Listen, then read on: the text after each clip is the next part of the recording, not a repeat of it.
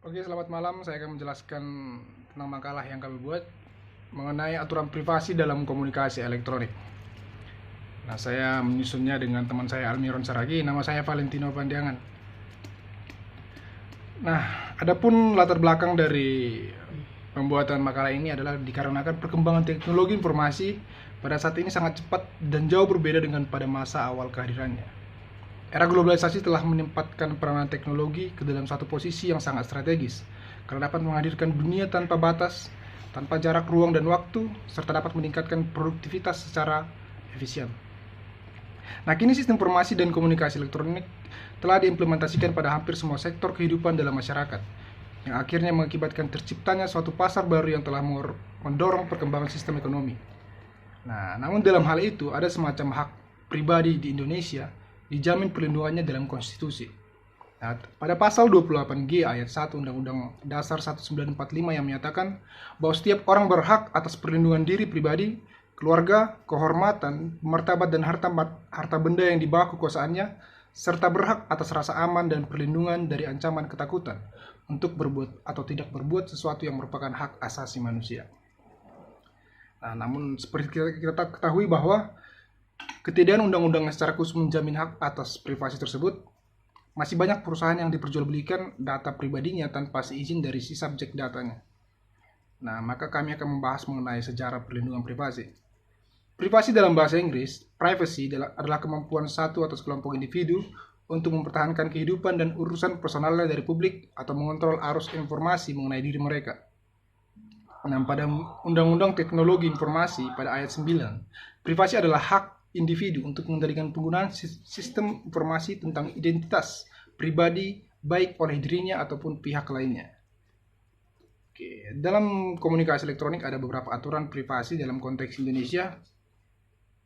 Pada awalnya dimulai dari hadirnya Belanda di Indonesia.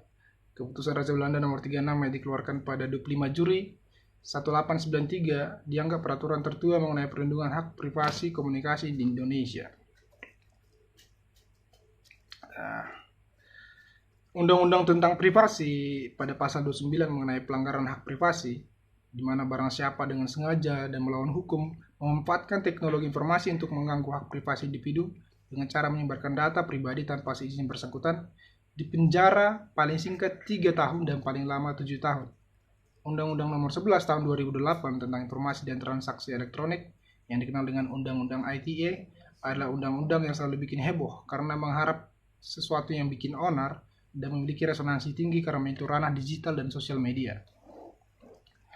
Kemudian pada Undang-Undang Nomor 11 Tahun 2008 tentang Informasi dan Transaksi Elektronik yang disahkan oleh Presiden Dr. Haji Susilo Bambang Yudhoyono pada tanggal 21 April 2008 di Jakarta, tentang informasi dan transaksi elektronik oleh Menkumham Andi Matalata.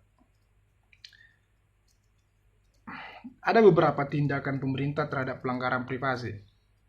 Ada tiga tindakan yang dilakukan pemerintah, yaitu yang pertama adalah membuat undang-undang perlindungan privasi. Pemerintah membuat undang-undang untuk mengatur agar masyarakat tidak melakukan pelanggaran privasi.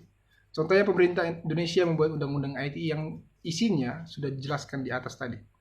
Nah, yang kedua membentuk aparat keamanan. Aparat keamanan berfungsi sebagai penegak hukum. Jadi jika ada yang melanggar undang-undang mengenai perlindungan privasi, maka aparat keamanan berhak menangkap serta menginterogasi tersangka. Jadi aparat merupakan penegak hukum, bukan pembuat undang-undang. Nah, yang ketiga adalah mengadili tersangka pelanggaran undang-undang privasi. Tersangka pelanggar privasi akan diputuskan statusnya menjadi terpidana dan harus menerima sanksi yang di lembaga pengadilan.